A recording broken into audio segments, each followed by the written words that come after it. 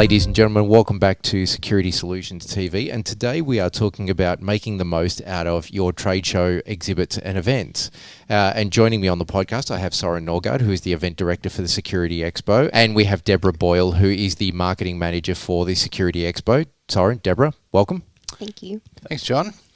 So, trade shows are always an interesting thing. It seems to be one of those things that people either love them or hate them, and if they fall into the second of the two camps, it's usually, in my opinion, because they haven't done anywhere near enough to prepare for them the way that they should have.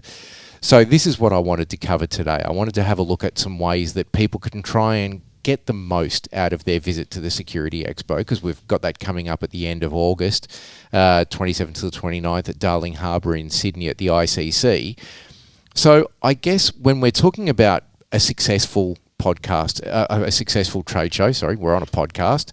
Soren, I'll get you to kick us off with this one, but what should exhibitors be looking for when choosing who is the right person to work on the booth at an event? Very, very good question, and I guess it comes down to, what staff are available at the time. Yep. What are the products that they have at the show? What expertise do they have associated with those products? And what are the day-to-day functions within that organisation? Yep.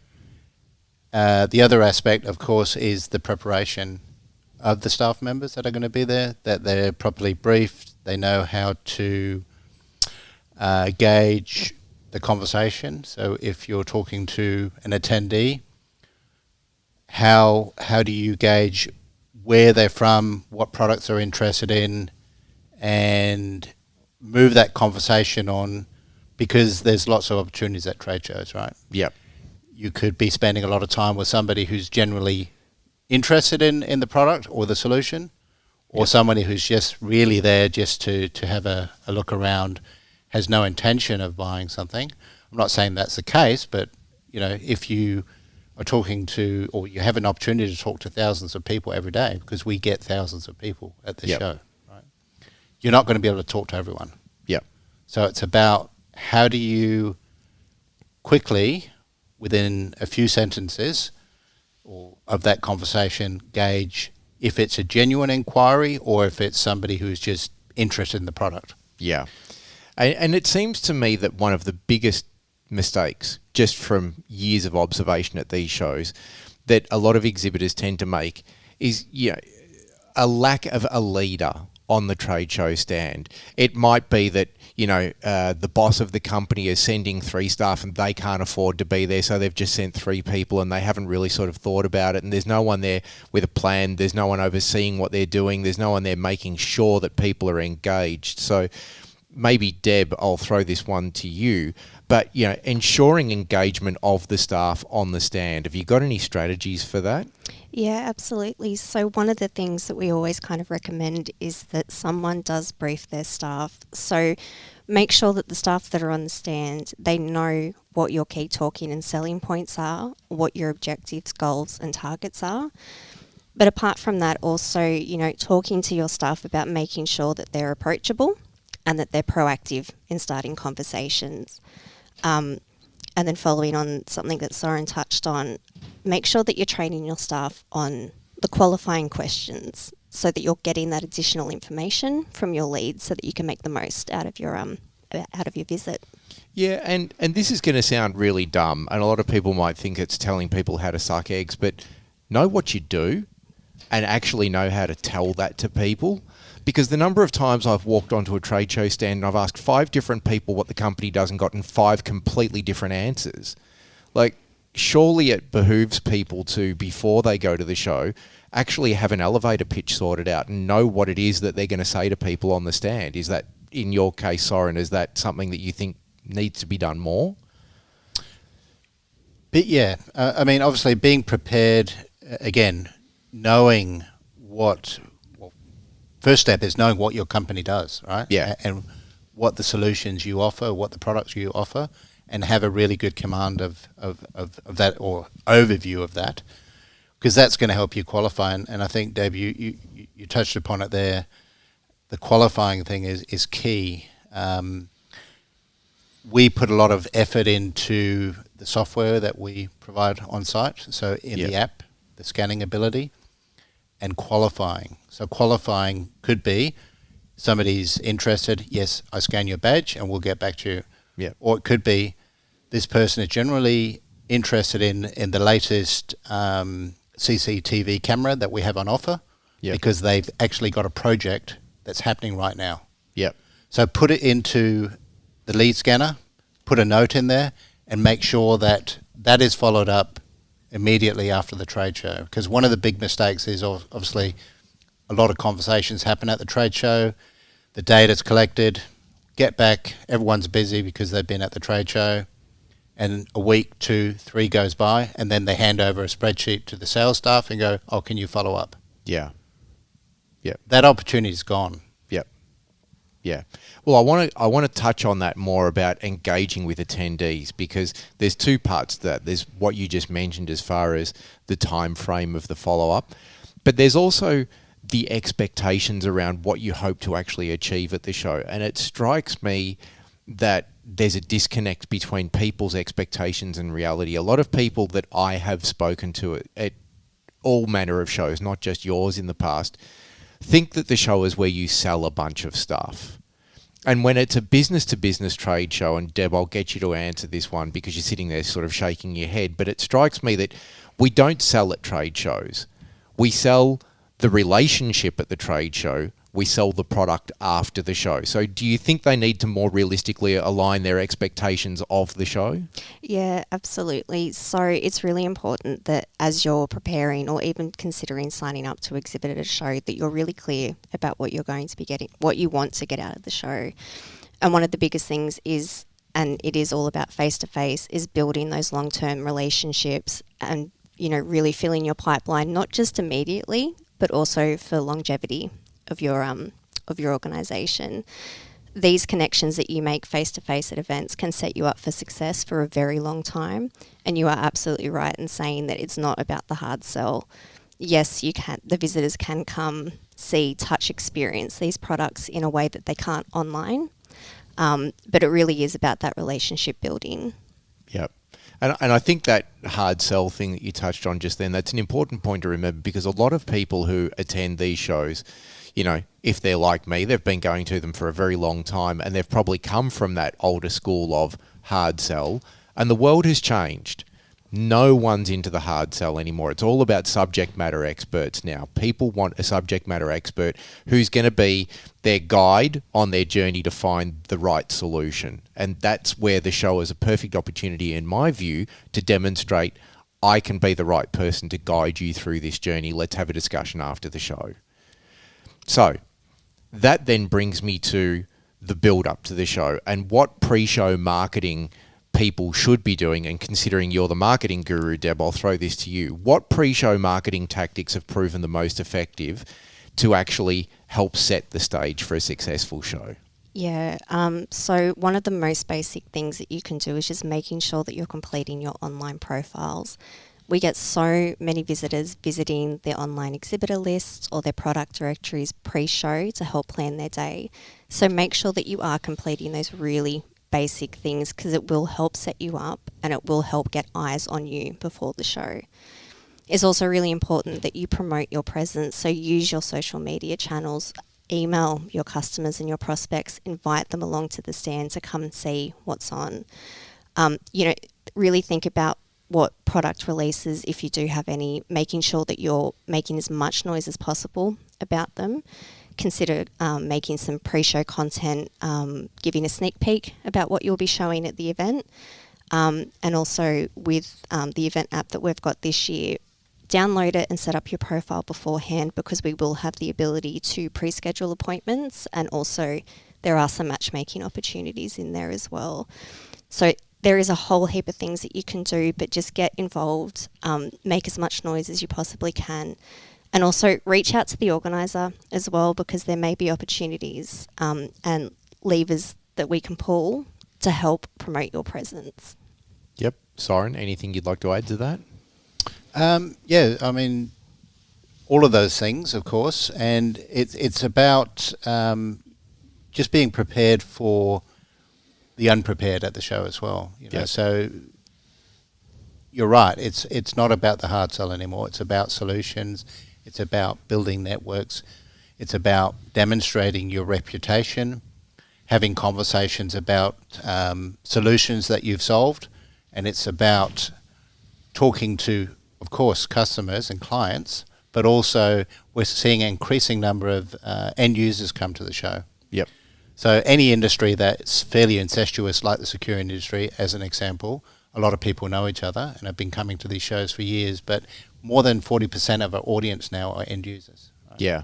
And we've been co-located with the Integrate Expo now for a few years as well. So we've seen that cross-pollination from consultants and integrators and end users come across both. So you're really going to have opportunity to talk to potential new clients.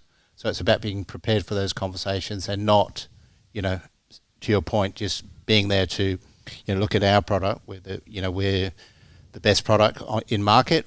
But no, we have the solution for you, and we can talk you through your project and how we might be able to solve that for you. Yeah.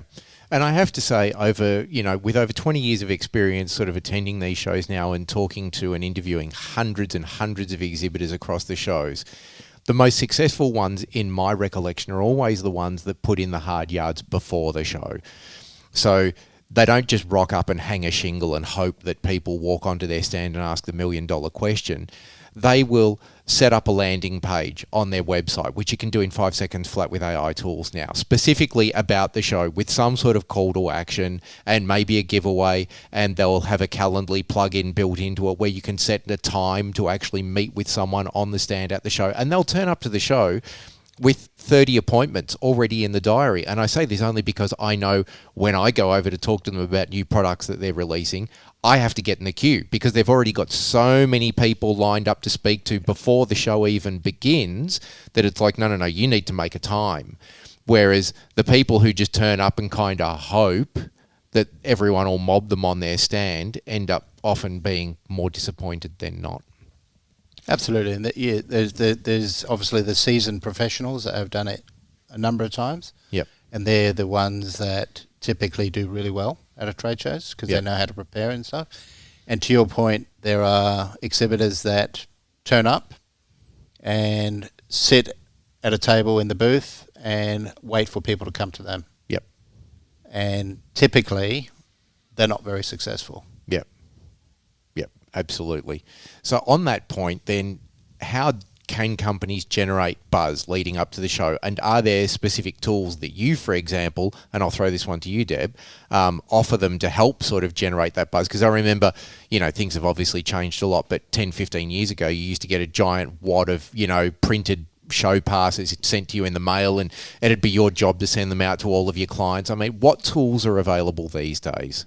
Yeah, so we have a whole host of online tools available in the exhibitor manual that our exhibitors can use. So that can be things as simple as like email signatures or EDM headers, invites. We've got some little hype reels as well, should they want to use some video to promote their presence. But also, I did touch on before, reaching out to the organiser and letting them know what you've got planned. We do like to make as much noise as we possibly can about our exhibitors, particularly if they're launching new products or doing something really cool on their stand. Whether that could be like a competition or a giveaway that they're running on the stand, or if they're hosting some sessions or doing some live content on the stand. There are opportunities to leverage some particular EDMs that we have planned, some show previews that we might have. We've obviously got a whole host of media partners as well. So obviously the more that we know about what you're planning to do, the more noise we can make about it. Yeah. And I think it's really important too that if you're going to go to the expense of budgeting for staff and a show and a stand and all the rest of it, put $500 to $1,000 into the budget for, a giveaway pre-show to get people to sign up and a giveaway at the show. And one thing I will say on that, after having watched people do this for years, don't buy a thing that you're going to give away at the show, like an iPad or an iPhone or whatever, because half the people turning up are already going to have it. Make it generic. Make it a Visa gift voucher for $200 or whatever, but just be sure to check your state lotto and giveaway rules to make sure you're not doing anything illegal in that state. Which brings me to the next point, lead generation. What do we do after the show? Because Soren, you touched on it before, and I'll throw to you with this one. You know, we all hear stories about people going, oh, we had such a great show. We got 100 fantastic leads. And then you speak to them 3 months later and go, how'd you go with all those leads? And they go, yeah, I'm getting there. I'll get to them. Well, forget about it. That ship's already sailed. What should they be doing? Well, they should really be following up as soon as they can once, they're done with the show, particularly with those sort of hotter leads that they've got at the show. We've got stats that show that within the first two weeks after the show, you're going to be relatively successful with those follow-ups. Anything more than 2 weeks, it diminishes week by week thereafter. Yeah. And, that's a common mistake, and I'm not going to name any names, but I've spoken to larger exhibitors, smaller exhibitors, where, marketing are in charge of the exhibit or the activity on site. They get all the data. They might sit on it for a little bit. Hand it over to sales. And then there's a conversation a few weeks later between me and the marketing department. How did you go? Yep. I'm not sure. We handed it over to sales about 3 weeks ago.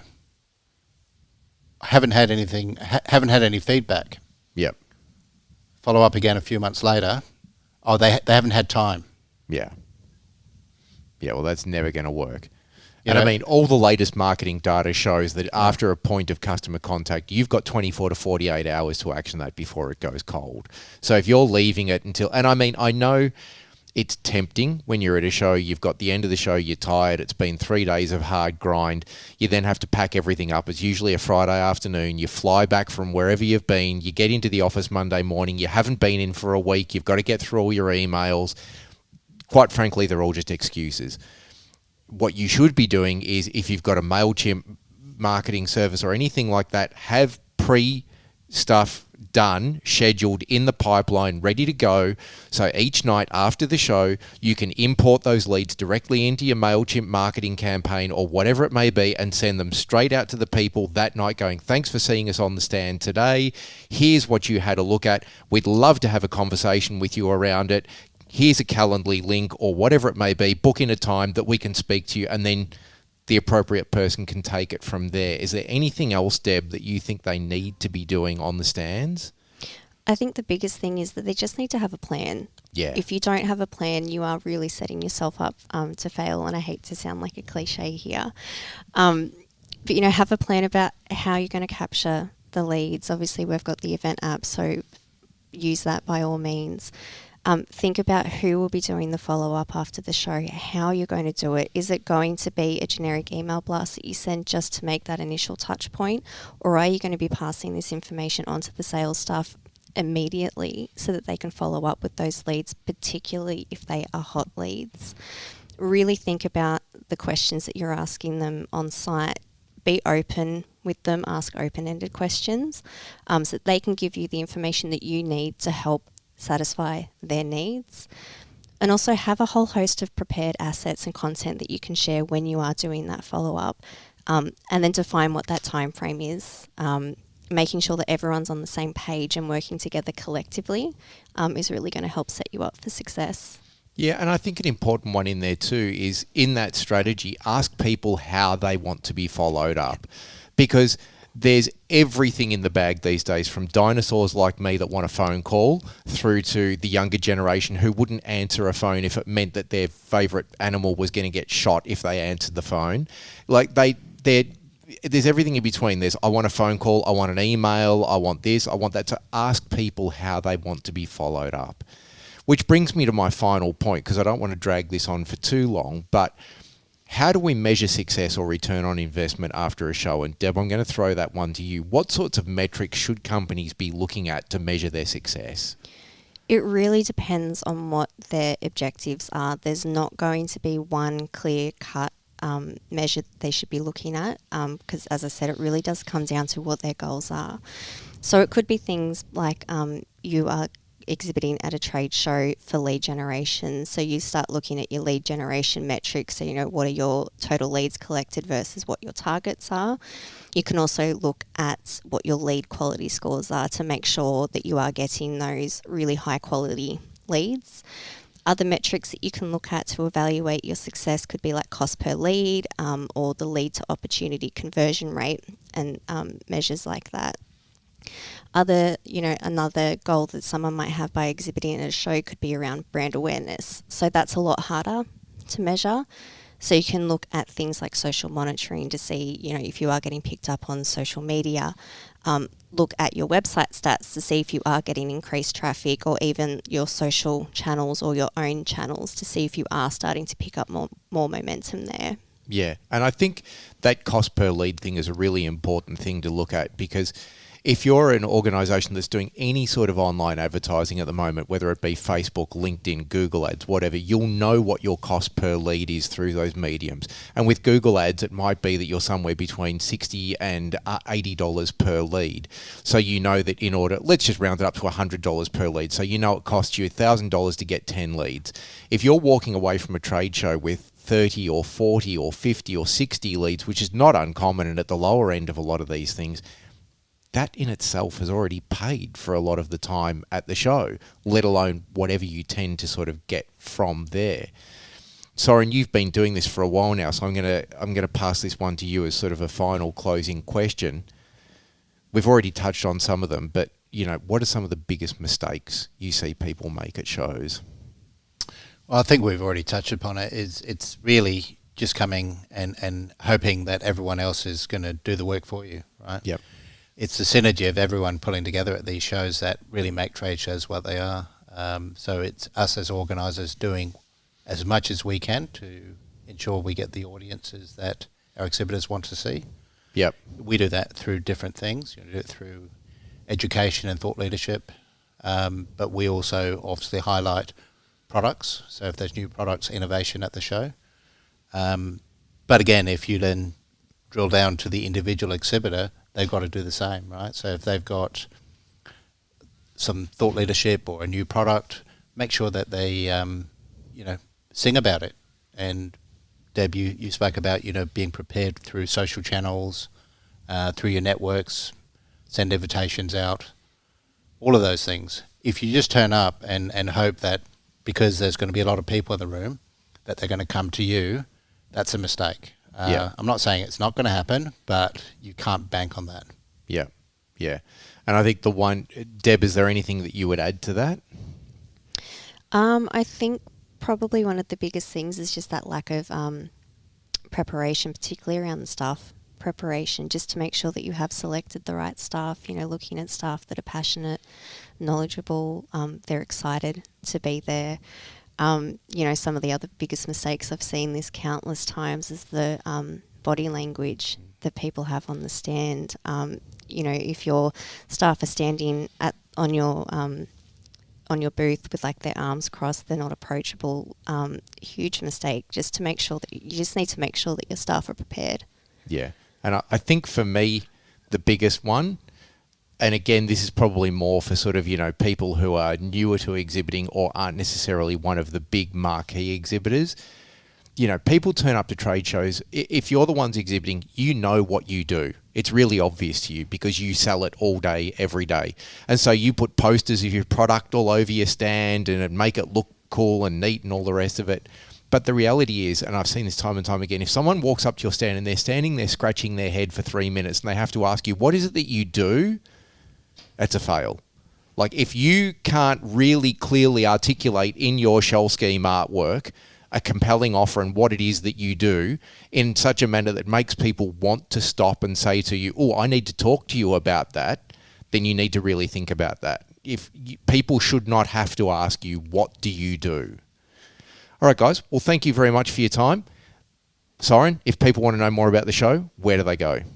Well, they can go to, obviously, the website would be a good start, so securityexpo.com.au, and we'll have lots of information there, and you can register your interest. Free to attend. Yep. Okay, excellent. And Deb, if people are new to the show and they're exhibiting for the first time, or they've maybe done it for a couple of years but feel like they could do it a little bit better and they want a bit more advice on what Diversified have got available to help them do that, how do they reach you? Yep, so they can either reach us via our security exhibition email, submit an inquiry online, or they can also give us a call as well. We are here to help make sure that they get the most out of their event. So if there's anything that we might be able to do to help support your efforts, please let us know. And one important thing too is if you are interested in getting a better overview of who's actually attending, we're able to give you insights at this point in time who's already registered. So if you've got a certain solution or product and you want to know what sort of attendees are coming, we can give you that information. Excellent. Well, ladies and gentlemen, thank you very much for your time. Stay safe, and we look forward to speaking to you again in the future. Bye. Thank you, John.